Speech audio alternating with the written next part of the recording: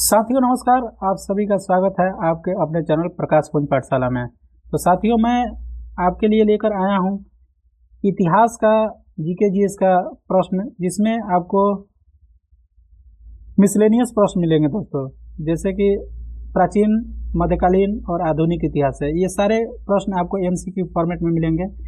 और GK GS का अगर आप तैयारी करना चाहते हैं तो इस चैनल को सब्सक्राइब कर लीजिएगा दोस्तों।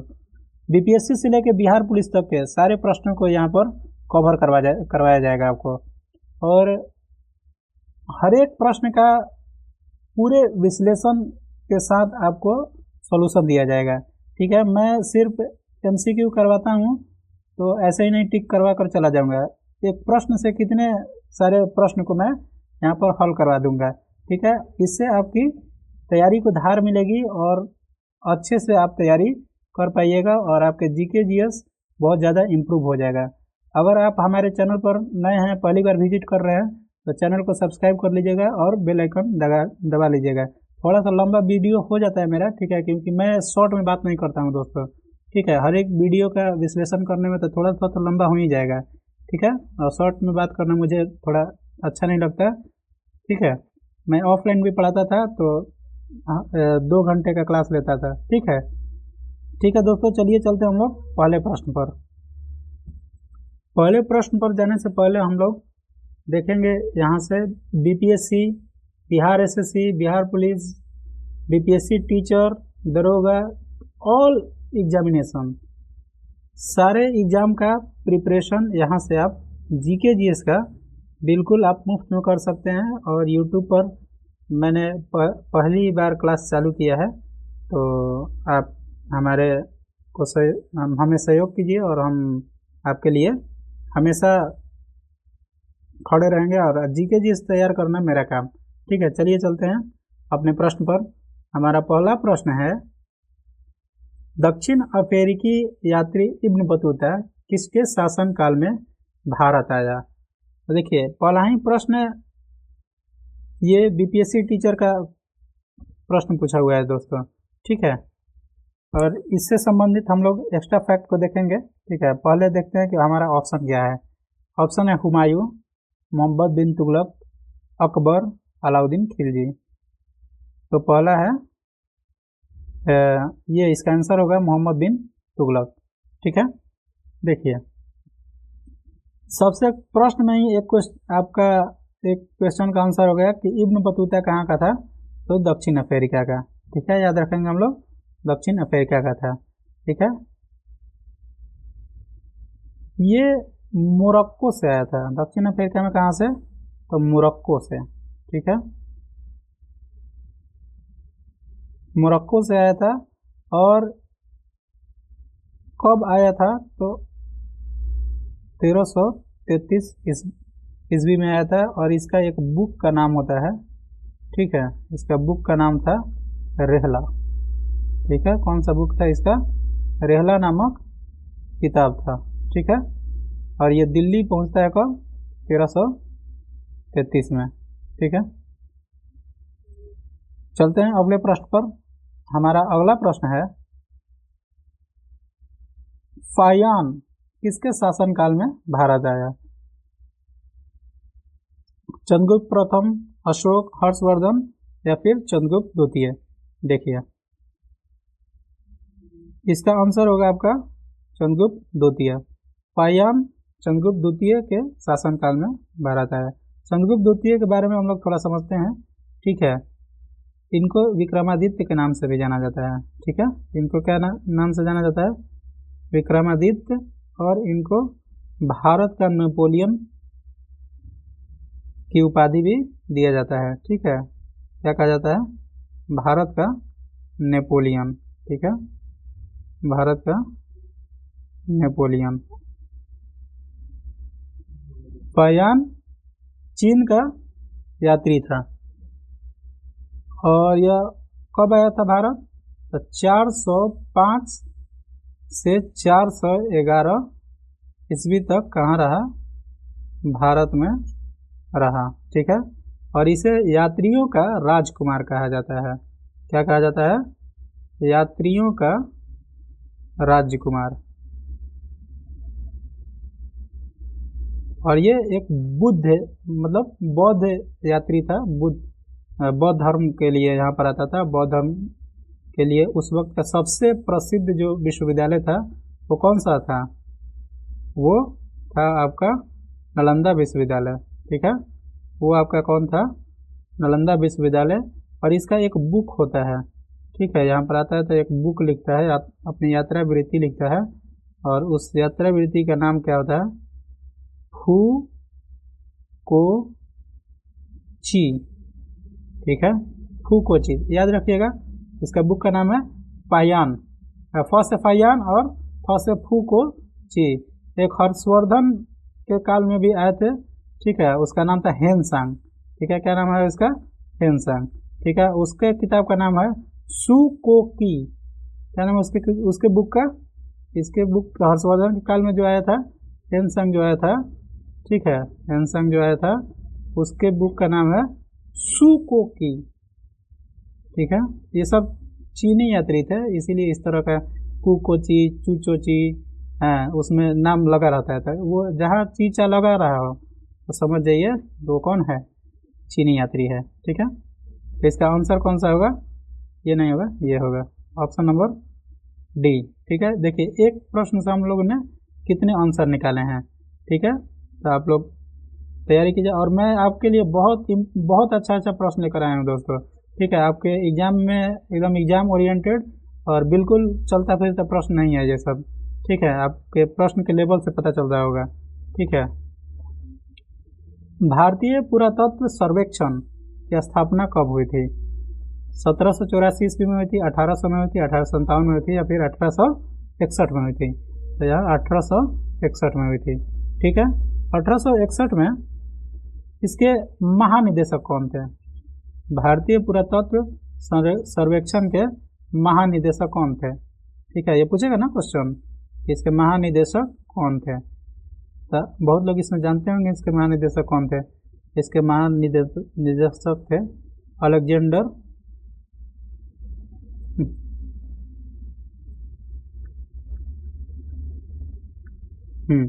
इसके महानिदेशक थे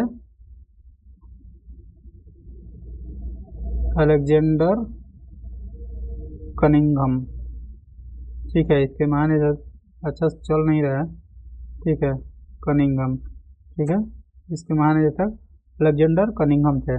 ठीक है, और उस वक्त वायसराय कौन थे? तो लॉर्ड कैनिंग, आपको पता ही होगा। लॉर्ड कैनिंग 1857 की क्रांति में भी लॉर्ड कैनिंग ही थे। 61 तक लॉर्ड कैनिंग ही थे। ठीक है, यहाँ पर लॉर्ड कैनिंग थे उस वक्त के वायसराय।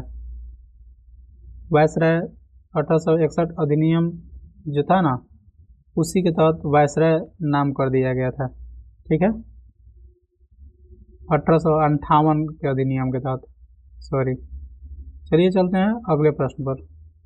अगला प्रश्न है, सातवाहनों के समय में मुद्रा सर्वाधिक किस धातु में बनते थे? ठीक है, सीसा, पिट्टोन, तांबा, स्वर्ण। सीसा। ठीक है, सातवाहन के समय मुद्रा सबसे अधिक जो बनता था वो शीशे में बनता था। ठीक है, देखिए, और यही पूछ देगा कि सोने का सिक्का सबसे ज्यादा किस में बनते थे? तो वो गुप्त काल में बनते थे। ठीक है, वो कब बनते थे? वो गुप्त काल में सबसे अधिक सोने के सिक्के कहाँ, इसीलिए उसको स्वर्ण युग भी कहा जाता है। ठीक है, गुप्त काल को स्वर्ण युग। चलते हैं अगले प्रश्न की ओर। जहाँ इंपॉर्टेंट होगा वही बताएंगे, नहीं तो वीडियो लंबी होगी। ठीक है दोस्तों, आगे चलते हैं हम लोग। आगरा नगर की स्थापना किसके द्वारा की गई थी? पहला ऑप्शन है फिरोज शाह तुगलक, दूसरा है मोहम्मद बिन तुगलक, तीसरा है अलाउद्दीन खिलजी, या चौथा है सिकंदर लोदी।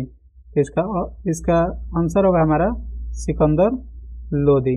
ठीक है, कब हुआ था, कब किया था? तो ये किए थे 1504 में। ठीक है, यह जो था दिल्ली के बाद दूसरा प्रमुख शहर था। ठीक है, जो कि दिल्ली केंद्र था उस वक्त का, ठीक है। जो लोधी वंश था, लोधी वंश के बाद जो मुगल साम्राज्य आया, ठीक है, बाबर आया था ना इसके बाद, लोधी वंश के बाद, तो दिल्ली सबसे प्रमुख केंद्र था, उसके बाद आगरा ही प्रमुख केंद्र था इसका, ठीक है। इसका केंद्र आगरा था, ठीक है। आगरा किस नदी के किनारे बसा हुआ है, तो ये आपको पता है, यमुना नदी के किनारे बसा हुआ है, ठीक है। आगरा और दिल्ली, ठीक है, दोनों ही यमुना नदी के किनारे है, ठीक है।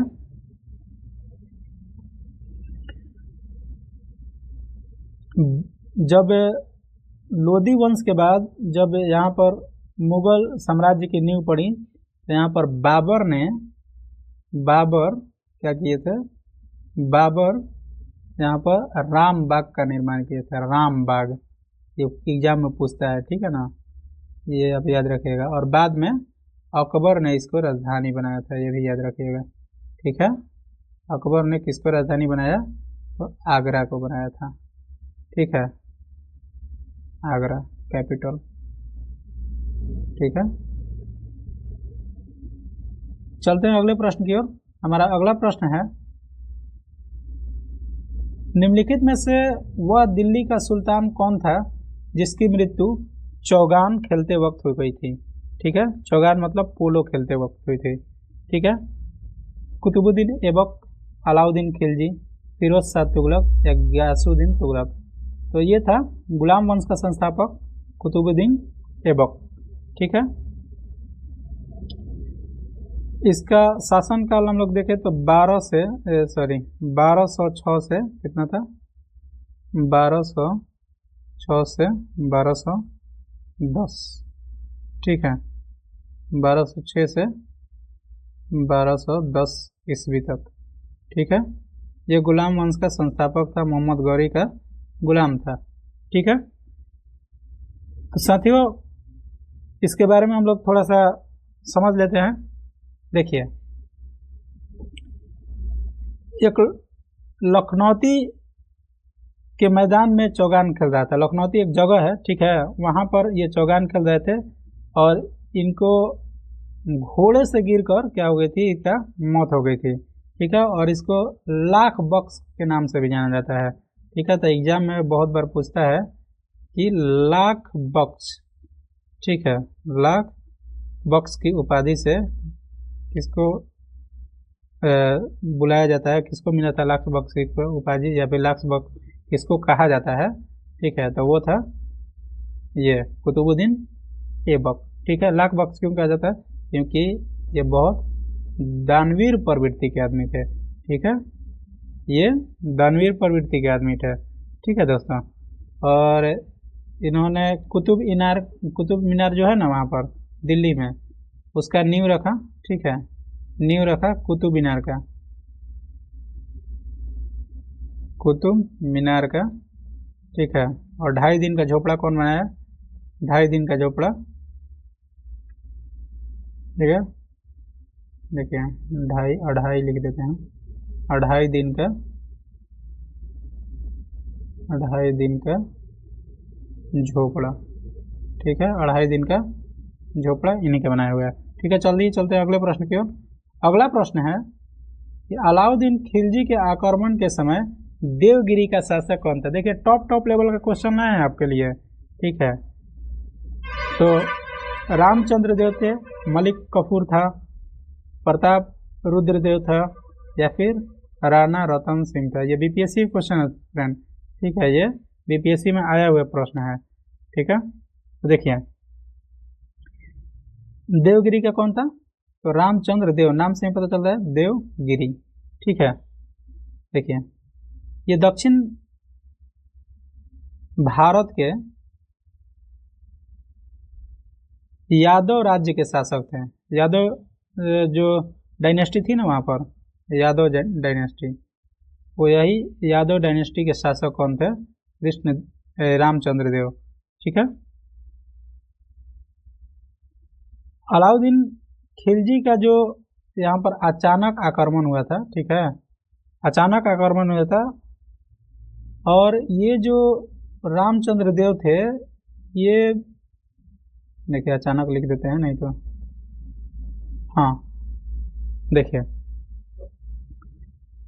दक्षिण में अपना वर्चस्व जमाने में सबसे पहली बार यही युद्ध था जो कि दक्षिण में क्या किया गया, वर्चस्व जमाया गया और खिलजी के सामंती शासक बने। ये अपने घुटने टेक दिए और क्या हुआ कि इन्होंने युद्ध नहीं लड़ा, ठीक है, युद्ध तो नहीं लड़ा और साथ में अपनी बेटी का भी शादी अलाउद्दीन खिलजी से करवा दिए। मुझे ये नहीं समझ में आता है कि पहले का राजा महाराजा लोग जो उसको युद्ध करता था उसको अपनी बेटी देकर मामला शांत कर देता था लोग, ठीक है, चाहे युद्ध जीत जाए तो बेटी दे देता था लोग। ठीक है, कोई बात नहीं, पहले का बात था।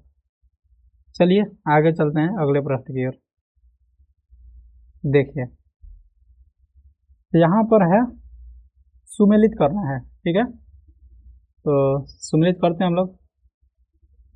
पहला है, देखिए ये सुमेलित करने वाला बहुत आसान प्रश्न होता है, ठीक है। देखिए सब लोग जानते हैं कि स से संगीत और स से सामवेद, ठीक है ना, संगीत में, तो संगीत किस में है, इसमें है तो देखिए देखते हैं हम लोग कि सी का एक किस में है, तो सी का एक ही में है, यही होगा आंसर, ठीक है। तो पहला का आपका कौन सा हो जाएगा, पहला का स्रोत है कर्मकांड, ठीक है, दूसरा का आपका हो जाएगा तंत्र मंत्र और तीसरा हो ही गया और चौथा आपका हो जाएगा चौथा का चौथा ही हो जाएगा, ठीक है। चलते हैं अगले प्रश्न की ओर। अगला प्रश्न है, हाँ देखिए इंपॉर्टेंट प्रश्न है, निम्नलिखित में से किस यूरोपीय व्यापार, अलग अलग स्रोतों से मैं आपके लिए प्रश्न लेकर आया हूँ, ठीक है दोस्त, तो चैनल को जरूर सब्सक्राइब, जो भी अच्छा से अच्छा प्रश्न हो सकता है वो मैं लेकर आया हूँ यहाँ पर, और जिससे आपकी तैयारी बहुत माने कि आगे की तरफ इम्प्रूव हो, ठीक है। निम्नलिखित में से किस किस यूरोपीय व्यापारी कंपनियों का मध्यकाल में भारत आगमन हुआ। तो आपको पता है कि पहला यहाँ पर पुर्तगाली, दूसरा ब्रिटिश, तीसरा डच, ये भी डेनिश भी आया था, फ्रेंच भी आया था, और प्लेसर्ड का मतलब प्रत्यक्ष रूप से कोई प्रमाण नहीं मिलता है, लेकिन अप्रत्यक्ष रूप से कहा जाता है कि ये जो आए थे ना, अप्रत्यक्ष रूप से डच के साथ ये आए थे, ठीक है, और स्वीडन। तो मैं सीरियल वाइज आपको एक बार बता देता हूँ कि सीरियल वाइज कौन कैसे आया, ठीक है। तो आपको पता है कि वास्को डी गामा जो आया था 1498, भारत में पहला जो विदेशी आने वाला है वो कौन है, वास्को डी गामा है, ठीक है। और वास्को डी गामा कहाँ का था, वास्को डी गामा था पुर्तगाल का, ठीक है। तो 1498 में कौन आता है, वास्को डी गामा, ठीक है। और इसका जो पहली फैक्ट्री होती है, फैक्ट्री कहाँ खुलती है, पुर्तगाली का पहली फैक्ट्री कोचीन में, ये प्रश्न पूछता है आपका, ठीक है, पहली फैक्ट्री कोचीन में और दूसरी गोवा में, ठीक है। फिर इसके बाद आया ईस्ट इंडिया कंपनी यानी कि ब्रिटिश, ठीक है, East India company, captain Hawkins नाम सुने होंगे, ठीक है, कैप्टन हॉकिंग्स आता है आपका 1608 में, ठीक है, जिसको कि जाकिर इंग्लिश खान बोलता था इसको, ठीक है, क्योंकि ये क्या था, इंग्लिश नहीं बोलता था, ठीक है, या फ्रेंच बोलता था, इसलिए इसको इंग्लिश खान बोलता था, ठीक है। और ये आपका जो आता है, ठीक है, कब आता है, हाँ 1908 में फैक्ट्री खुलती है, सॉरी 1900 का रहा है, 1608 में, और ये 1613 में क्या होता है, फैक्ट्री स्थापित होता है, और पहली फैक्ट्री होती है सूरत में, ठीक है दोस्तों। फिर इसके बाद आता है डच, जो कि हॉलैंड का था वो लोग, ठीक है, और डच आता है 1602 में, ठीक है, 1602 में, ये 1600 में आया था लोग ना। ईस्ट इंडिया कंपनी का स्थापना कब हुई थी, ईस्ट इंडिया कंपनी का स्थापना 1600 में हुई थी भारत में, ठीक है, 31 दिसंबर 1600, ठीक है, 31 दिसंबर कब,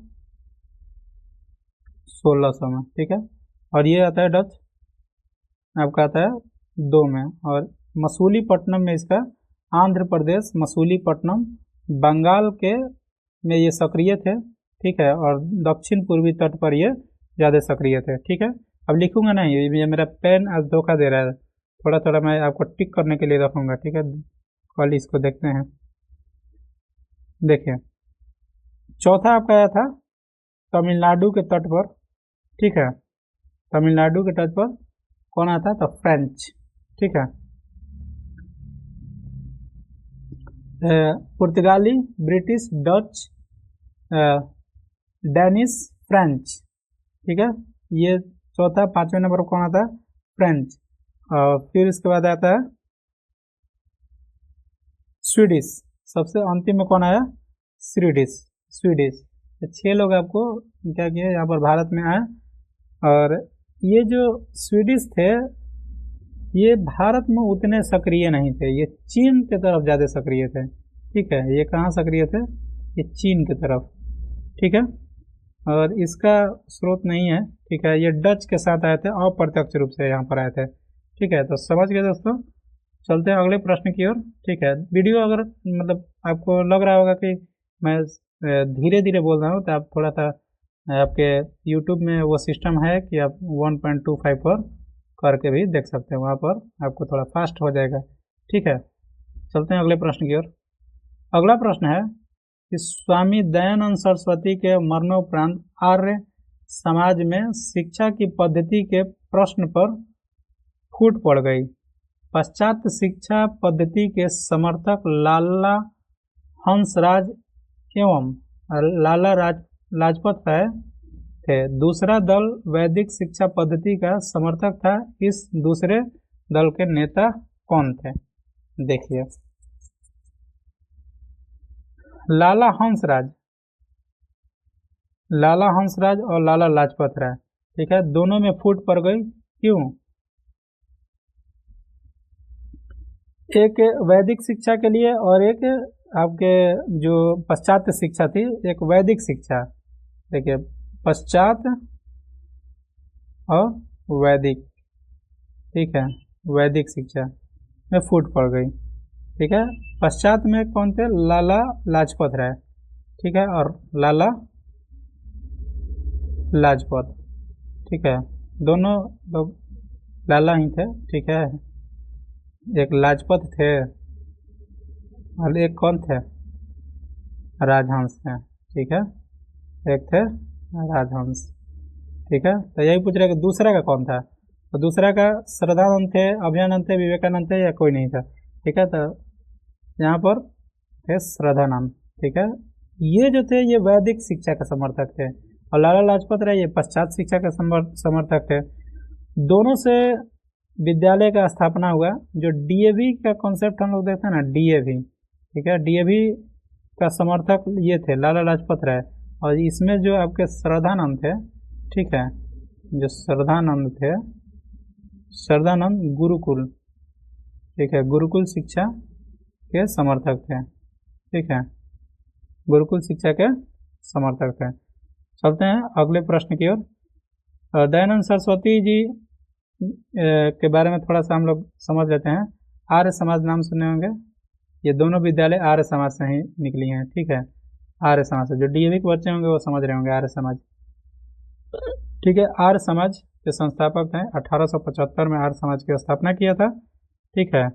और इनकी मृत्यु जो हुई थी, ठीक है, कब हो गई थी? तो मृत्यु हुई थी इनकी 1883 में, ठीक है। चलते हैं अगले प्रश्न की ओर। अगला प्रश्न है, शिकागो विश्व धर्म पार्लियामेंट जिसमें विवेकानंद ने भाग लिया था, उसका आयोजन कब हुआ था? ठीक है, सितंबर में हुआ, 1990 में, 1900 कर रहे हैं, 1890, 1891, 1892, 1893। ठीक है, आपको लग रहा होगा ये याद होगा बहुत लोगों को 1893, लेकिन सितंबर मंथ दिया है, क्योंकि मैं आपको एक्चुअल डेट बता देता हूँ कौन सा डेट था। 11 सितंबर था दोस्तों, ठीक है, कब था? 11 सितंबर, ठीक है। भारत का शुरुआत भाषण का शुरुआत तो ये करते हैं, सिस्टर एंड ब्रदर ऑफ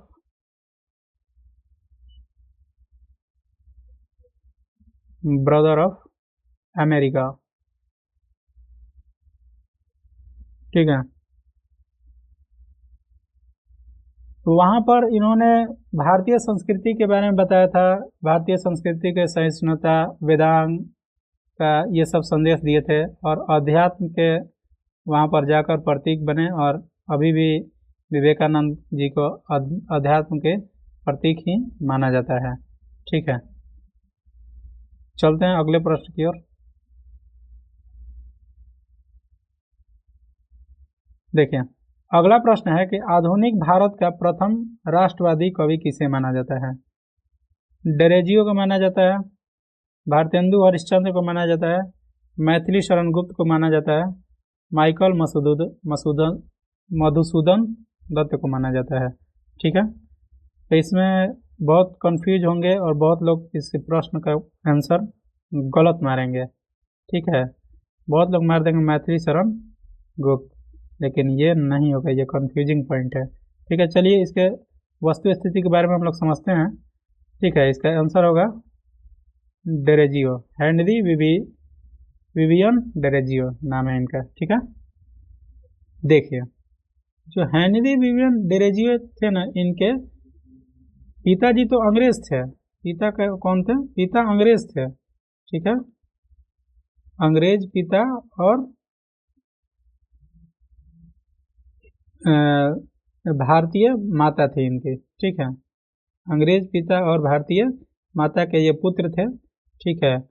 और एक बार एग्जाम में आया था, टीचर वाले एग्जाम में, कि कलकत्ता यंग बंगाल, ठीक है, कलकत्ता यंग बंगाल से संबंधित है, ठीक है। कलकत्ता यंग बंगाल मूवमेंट के ये नेता थे, ठीक है। सबसे पहले इन्हीं की कविताओं में राष्ट्रवाद का झलक दिखता है, ठीक है। सबसे पहली बार अगर राष्ट्रवाद का झलक किसी की कविताओं में दिखता है तो वो डेरेजियो की कविता में दिखता है, ठीक है।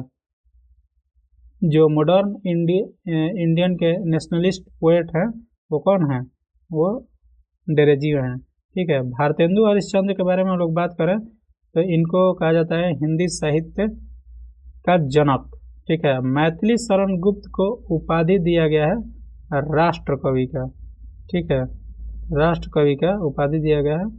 इनको शायद महात्मा गांधी दिए थे, ठीक है, देख लीजिएगा, हमको जहाँ तक याद है महात्मा गांधी दिए थे, ठीक है।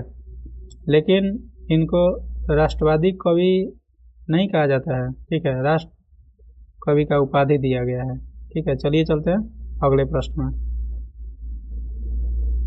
अगला प्रश्न है कि 1855 में संथालों ने किस अंग्रेज कमांडर को हराया था? ठीक है, कैप्टन नेक पेविले, लेफ्टिनेंट बॉस्टिन, मेजर बोरो, कर्नल हाइट। यह था मेजर बोरो, ठीक है। कौन था दोस्तों?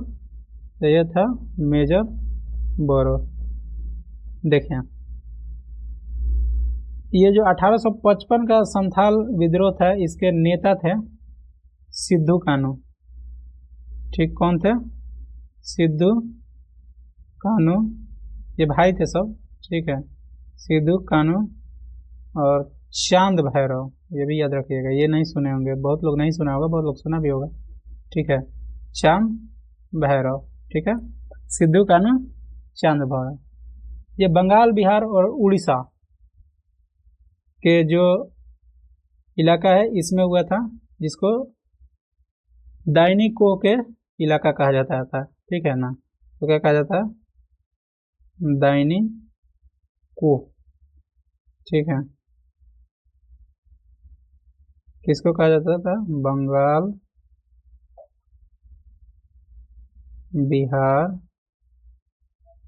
और उड़ीसा, ठीक है, बंगाल, बिहार और उड़ीसा, ठीक है। चलिए चलते हैं अगले प्रश्न की ओर। अगला प्रश्न है, हो विद्रोह कहाँ हुआ, सॉरी कब हुआ? 1620 से 21 में, 1720 से 21, 1820 से 21 या 1920 से 21? इसका आंसर होगा 1820 से 21। देखिए इसके नेता कौन थे? नेता ही बस पूछा नहीं है कभी एग्जाम में, बस यही पूछता है कि हो विद्रोह कब हुआ, लेकिन हम लोग जान लेते हैं, ठीक है। इनका नेता था दुर्जन साल, नाम था उसका, ठीक है। क्या नाम था? दुर्जन साल, ठीक है। और यह झारखंड में, ये कभी पूछ लेता है कि झारखंड के सिंहभूम इलाका जो है ना, वहाँ पर हुआ था, झारखंड के सिंहभूम। देखिए अभी पेन ठीक चलने लगा है, नज़र नहीं लगना चाहिए, ठीक है। और ये आदिवासी विद्रोह था। चलिए चलते हैं अगले प्रश्न में। अगला प्रश्न है,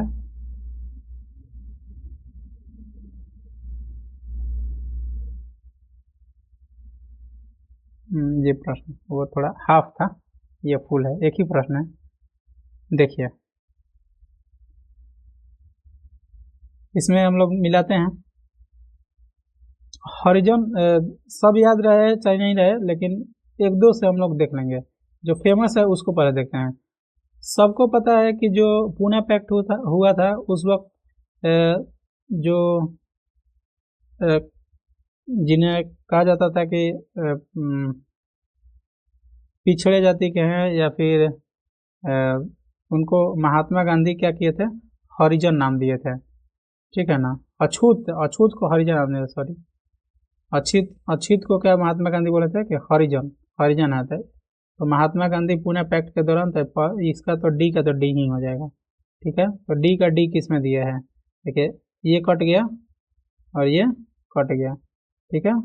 चलिए अब आते हैं। दलित वर्ग कल्याण संस्थान बहिष्कृत हितकर्मी सभा, ठीक है। ये बी आर अम्बेडकर का है, ठीक है। ये कौन सा है? बी आर अम्बेडकर का है, ठीक है। 3 और 4 ये भी गया, ठीक है ना, ये भी नहीं होगा, ठीक है। देखिए इसमें दोनों अभी कॉमन है, ठीक है। बहुजन समाज मुकुंद राव पाटिल थे, ठीक है। और इसके दलित वर्ग मिशन के ये बी आर शिंदे थे, ठीक है। तो इसका आंसर हो जाएगा ऑप्शन नंबर 1, ठीक है दोस्तों। चलिए चलते हैं हम लोग अगले प्रश्न की ओर। अगला प्रश्न है, वर्ष 1765 में दीवानी प्रदान किए जाने के बाद ब्रिटिश सबसे पहले निम्नलिखित दो में से किस पर्वतीय जनजाति के संपर्क में आए थे? ठीक है, दो यहाँ पर गलती से टाइप हो गया, दो हटा दीजिए, ठीक है। किस पर्वतीय जनजाति के संपर्क में आए थे? गारो, खासी, कुक्की या फिर टिप्रा, ठीक है। तो ये था खासी, इसका आंसर क्या होगा?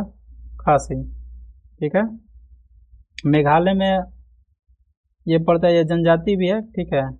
गारो, ठीक है, गारो, खासी और एक और है जनजाति यहाँ पर, जैंतिया। पहाड़ी भी है और ये खासी भी है, जैंतिया, ठीक है। गारो, खासी, जैंतिया कहाँ है? ये मेघालय में पड़ेगा, ठीक है। देखिए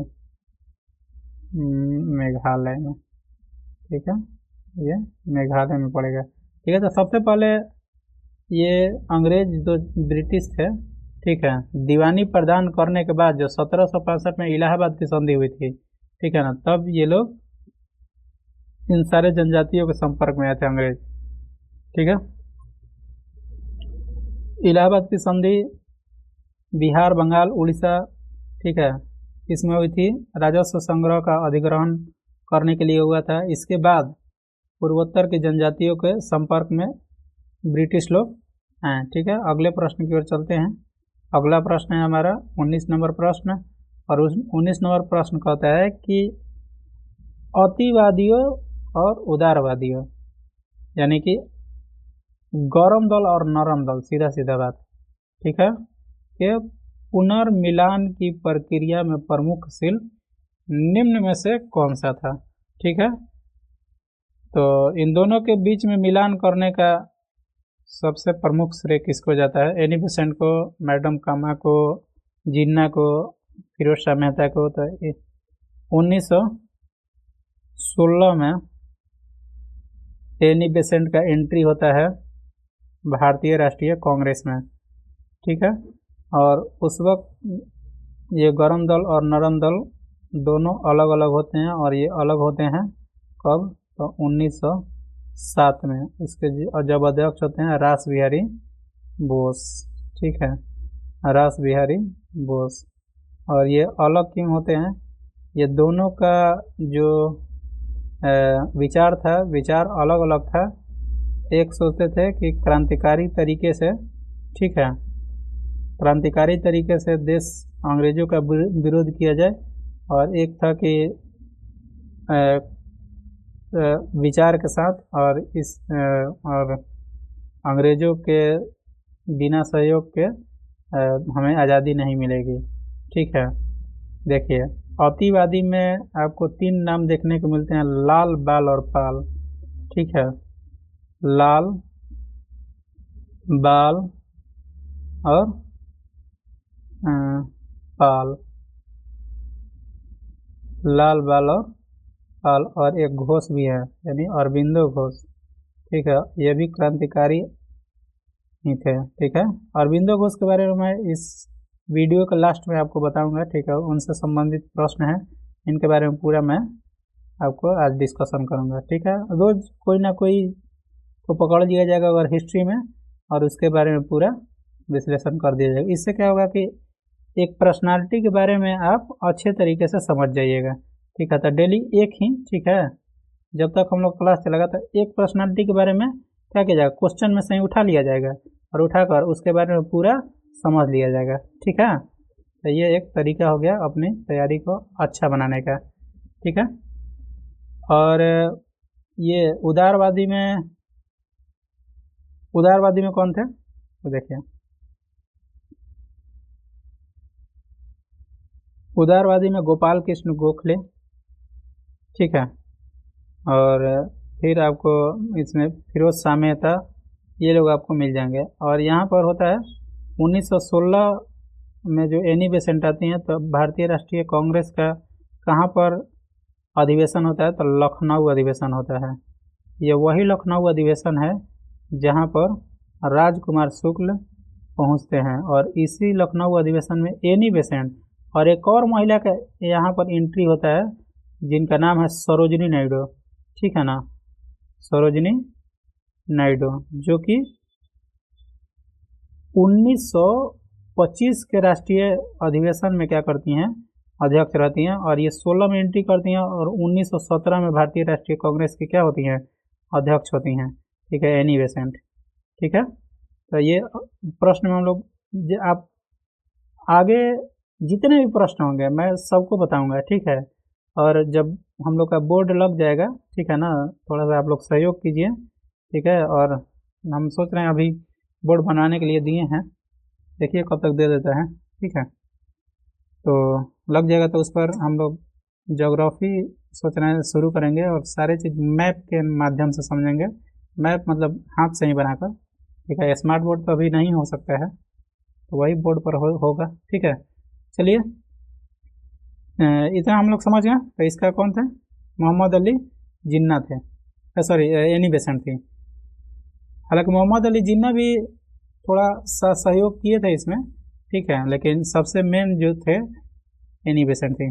चलते हैं अगले प्रश्न की ओर, और 5 प्रश्न बचा है, जल्दी जल्दी करके ख़त्म करते हैं क्योंकि 40 मिनट होने वाला है दोस्तों, ठीक है। चलते हैं अगले प्रश्न। देखिए, राष्ट्रीय आंदोलन की अवधि में किस घटना ने मतभेद के बीज बोए एवं अंततः देश का विभाजन हो गया। देखिए, बहुत लोगों से पूछा जाता है कि अगर आप को इतिहास में जाने का मौका मिला तो आप कौन सी चीज़ों को सुधारना पड़ेगा। तो मैं, अगर मुझसे कोई पूछा जाता तो मैं इसी चीज़ को सुधारता। बहुत लोग कहता है कि मैं पार्टीशन नहीं होने देता और देश का विभाजन नहीं होने देता। तो 1947 की बात करता है लोग।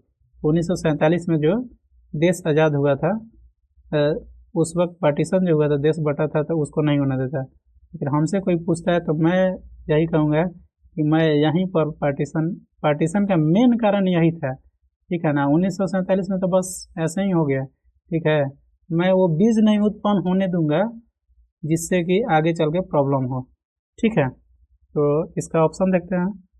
वर्ष 1906 में मुस्लिम लीग की स्थापना, वर्ष 1905 में बंगाल का विभाजन, गांधी द्वारा खिलाफत आंदोलन का समर्थन, विधानसभा में मुसलमानों के लिए पृथक निर्वाचन क्षेत्रों व संस्थानों का आरक्षण।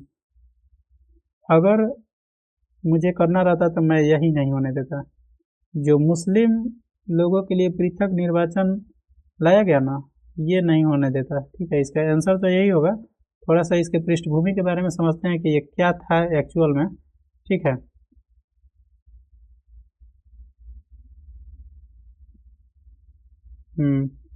देखिए, बात यह था कि 1909 में आता है मार्ले मिंटो सुधार, नाम सुने होंगे।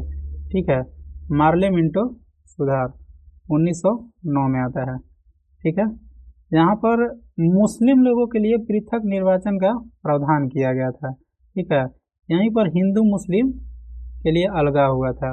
हालांकि देश आज़ाद करवाने में हिंदू और मुस्लिम का बराबर का भागीदारी है दोस्तों। ठीक है, इस बात को हम लोग नकार नहीं सकते हैं कि जितना हिंदुओं ने देश के आज़ाद करवाने में अपनी खून पसीना बहाया है, उतना ही मुस्लिमों ने बहाया है। ठीक है, कुछ लोगों की वजह से क्या हुआ है कि देश का विभाजन हो गया है, जैसे मोहम्मद अली जिन्ना। ठीक है, इकबाल ने ही सबसे पहले क्या किया था, देश विभाजन की बात कही थी। ठीक है, तो ये सब चीज़ें नहीं होनी चाहिए थी। और ये 1909 में जो मार्लियामेंटो सुधार आया, यहाँ पर सुधारने की ज़रूरत थी, यहाँ पर पुरजोर आंदोलन करने की ज़रूरत थी।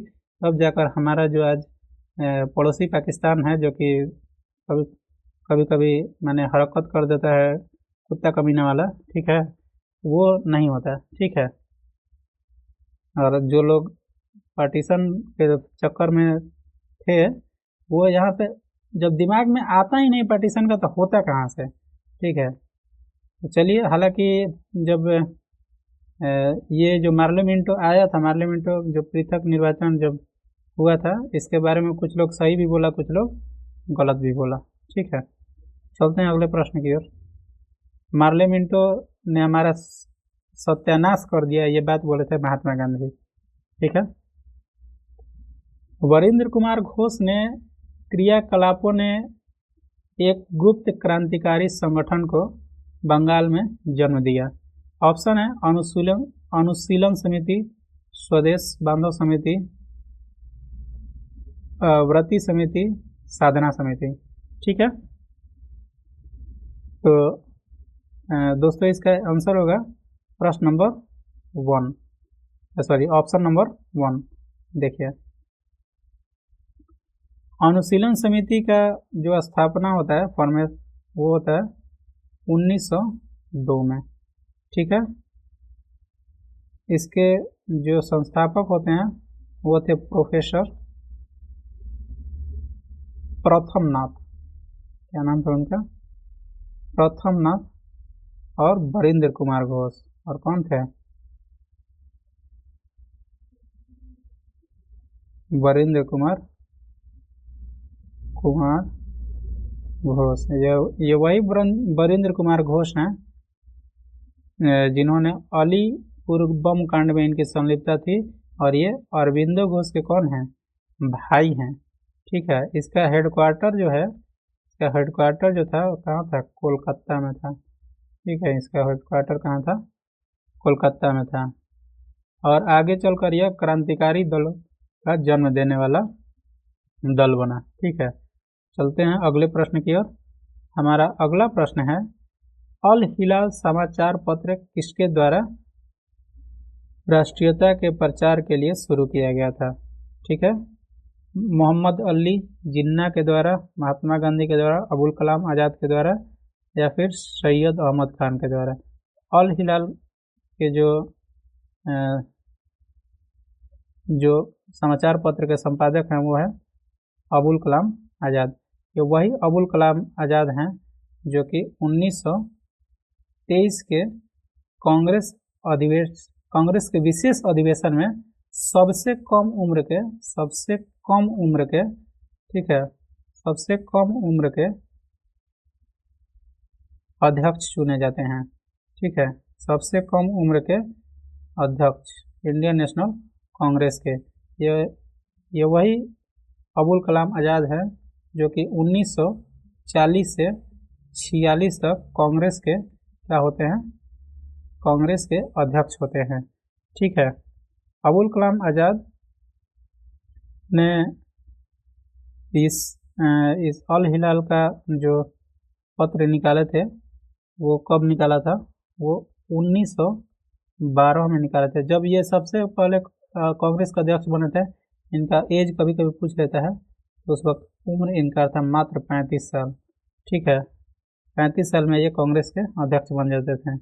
1912 में ये इसका पत्र निकाला और 1914 में ये बाद में बंद भी करवा दिया गया।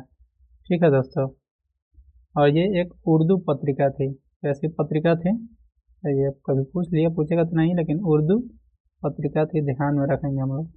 ठीक है, चलते हैं अगले प्रश्न की ओर।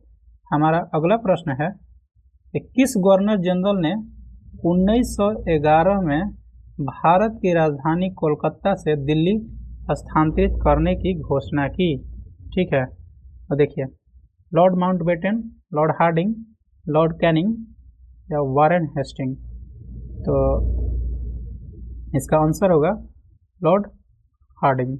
ठीक है, लॉर्ड हार्डिंग में आप प्रथम और सेकंड लगा सकते हैं, तो ये लॉर्ड हार्डिंग द्वितीय है। हालांकि किसी के नाम में पहला और द्वितीय नहीं लगता है। ठीक है, एग्जाम में आपका क्या आएगा, अब इतिहास में 2 बार पढ़ रहे हैं इसलिए पहला द्वितीय लगाकर हम लोग पढ़ते हैं, लेकिन इसके पिताजी कभी भी इसके नाम में द्वितीय नहीं लगाए होंगे। ठीक है, हम लोग एग्जाम में आएगा लॉर्ड हार्डिंग तो लॉर्ड हार्डिंग मारना है। ठीक है, क्योंकि इस बार बीपीएससी के एग्जाम में सेम यही क्वेश्चन रिपीट करके आया है। ठीक है, बीपीएससी टीचर में। ठीक है, टीआरई 3 का बात कर रहे हैं। लॉर्ड हार्डिंग था, उसमें द्वितीय नहीं लगा था और लॉर्ड हार्डिंग आंसर माना था। बहुत लोग कहते थे लॉर्ड हार्डिंग द्वितीय, लॉर्ड हार्डिंग द्वितीय होगा, तो लॉर्ड हार्डिंग द्वितीय नाम होता है थोड़ी, द्वितीय तो आप अपनी सुविधा के लिए लगा लेते हैं। ठीक है, इसलिए लॉर्ड हार्डिंग है तो लॉर्ड हार्डिंग उसका आंसर होगा। ठीक है, ये बीपीएससी ने माना है। ठीक है, चलिए देखते हैं हम लोग। देखिए, ये घोषणा जो होती है, डेट होता है 12 दिसंबर का। ठीक है, डेट मैं इसलिए बता देता हूँ ना कि जो 10 तारीख को सीडीपीओ का एग्ज़ाम है और 13 तारीख को आपका पीपीएससी का एग्ज़ाम है, उसमें डेट जरूर पूछेगा। ठीक है, तो डेट आप याद रखिएगा। ठीक है, तो डेट पूछेगा तो आप यहाँ से डेट देख लीजिएगा। ये चैनल आपका बीपीएससी से लेकर बिहार पुलिस तक के लिए है दोस्तों। ठीक है, आप इस चैनल को सब्सक्राइब कर लीजिएगा और देखिएगा जरूर। मैं सिर्फ क्वेश्चन आंसर नहीं करवाता हूँ आपको, 50 मिनट का वीडियो ऐसे ही नहीं देता हूँ, सिर्फ क्वेश्चन आंसर करवाऊंगा 10 मिनट में ख़त्म हो जाएगा। ठीक है, तो इसकी घोषणा कब होती है, तो घोषणा आपका, क्योंकि मुझे बहुत कम में बात करना आता नहीं है, मैं ऑफलाइन क्लास का जो शिक्षक हूँ। ठीक है, ऑफलाइन क्लास पढ़ाने में क्वेश्चन ही डिस्कशन मैं करवाता था। ठीक है, देखिए,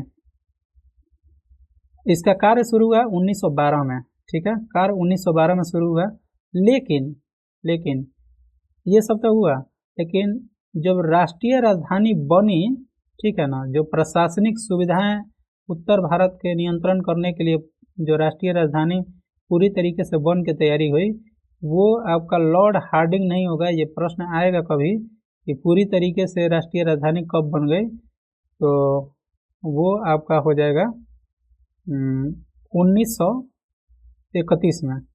ठीक है, 13 फरवरी 1931। ठीक है, 13 फरवरी 1931, जिसके वायसराय लॉर्ड इरविन थे। ठीक है, इसका 1931 में वायसराय कौन था, इरविन। ठीक है, इरविन थे, तो याद रखिएगा। इरविन के समय में पूरी तरीके से दिल्ली क्या बन गई, दिल्ली राजधानी बन गई, यानी नई दिल्ली। ठीक है, नई दिल्ली राजधानी कब बनी, तो 1931। ठीक है, चलते हैं अगले प्रश्न की ओर। हमारा अगला प्रश्न कौन सा है, ठीक है, अगला प्रश्न है भारतीय क्रांति की जननी, मदर ऑफ इंडियन रेवोल्यूशन किसे कहा जाता है। देखिए, एनी पेशेंट को कहा जाता है सरोजिनी नायडू, स्नेहलता वाडेकर या फिर मैडम भीकाजी कामा। इसका नाम एक्चुअल में है रुस्तम कामा, इनका नाम क्या है रुस्तम, इनका आंसर क्या होगा डी होगा। ठीक है, देखिए ये पहली ऐसी महिला हैं जिन्होंने विदेश में जाकर भारतीय झंडा को क्या किया, लहराया। और कहाँ पर लहराए थे सबसे पहली बार, भारत से बाहर, या जर्मनी में। ठीक है, जर्मनी के स्टुटगार्ट नाम होगा। ठीक है, जर्मनी के स्टुटगार्ट, याद रखिएगा पूछता है क्वेश्चन। ठीक है, जर्मनी के स्टुटगार्ट सम्मेलन में। ठीक है, कब फहराया, तो 1907 में फहराया। ठीक है, चलते हैं अगले प्रश्न की ओर। और आज का हमारा ये अंतिम प्रश्न है। और अंतिम प्रश्न के बारे में जैसा कि हमने बताया है आपको कि उस अरबिंदो घोष के बारे में ही प्रश्न है। ठीक है, निम्नलिखित में से कौन पहले एक क्रांतिकारी थे जो बाद में एक योगी और दार्शनिक बन गए। ठीक है, वो थे जैसे कि अरबिंदो घोष नाम है, देखिए घोष छूट गया यहाँ पर। ठीक है, अरबिंदो घोष है। ठीक है, देखिए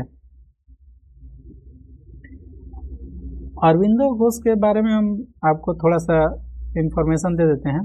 ठीक है, अलीपुर बम कांड होता है। ठीक है,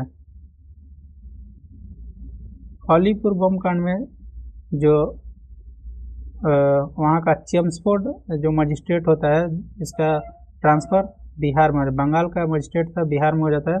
और यहाँ पर इन लोगों ने उस पर शायद उन पर क्या किया, मारने का प्रयास किया, लेकिन वो तो नहीं मारा, लेकिन उसके दोस्त की वाइफ और बेटी दोनों क्या हुई, डेथ हो गया उसमें। ठीक है, चलिए चलते हैं हम लोग थोड़ा सा इनकी पृष्ठभूमि के बारे में थोड़ा सा और समझ लेते हैं।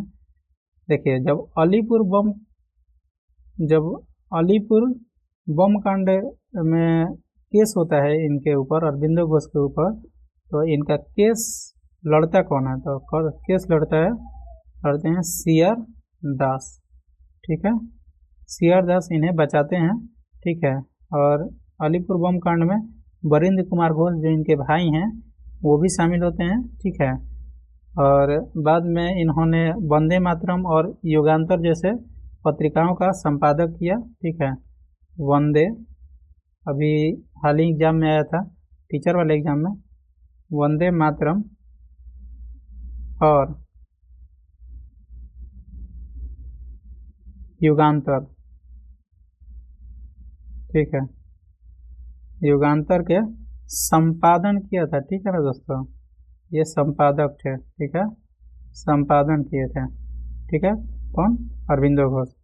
ठीक है, इन्होंने इस पत्र के माध्यम से युवाओं को प्रेरित किया।